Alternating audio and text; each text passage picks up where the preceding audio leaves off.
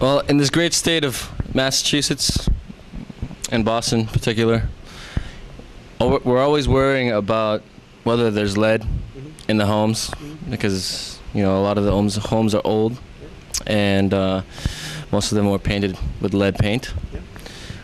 When a consumer is looking to buy a home, how do they, first of all, know if there's lead in the home? And maybe this is a two-part question. What do they do about it when they find out? Okay. Sure. That is a good question, and it's an extremely complicated question in the terms of, well, is it a single-family house? Is it a two-family house? Is it a three-family house? Is it a 6-unit house? What type of home are we talking about with regard to lead paint? So I'm just going to stick with the single-family home.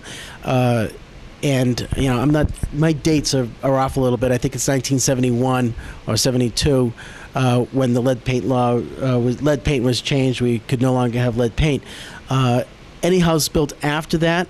Here's another assumption too. Any house built after the early 70s, it's assumed that it does not have lead paint. But that's a bad assumption, because what happened was that many people kept their anyway. Well, yeah, they kept they had cans of paint that were 4 or 5 years old, and they painted their basement. I had a house that I sold in Avon that was built in 1980. That one wall in the basement was 100% lead. Nowhere else was it found, but it was obviously what happened was that they had that can of paint, and they took that can of paint, and that was 10 years old, and they painted the wall with it. So it had lead. What do you do with it? Well, typically it's best to probably leave it alone.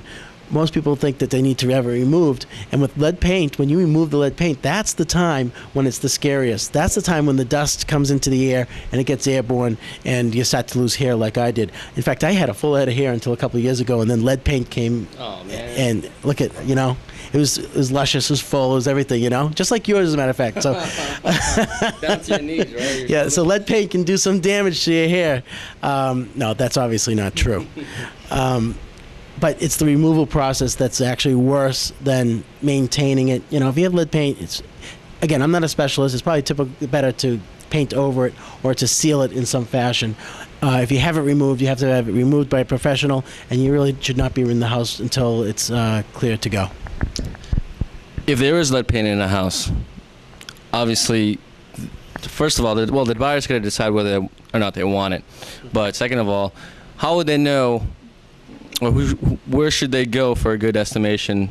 Because from my experience, these people who are getting quotes for lead paint, for the same house, it could be $5,000. For they go next door, it could be $50,000 for them to do that. And how do they find the right contractor to take that out? Well, again, we have specialists in our office that we have interviewed, my wife and I, and we actually have 2 lead paint specialists that come to visit homes that we've interviewed, that we know that are not going to overprice, that are quality, and they're properly licensed. So that's a good question.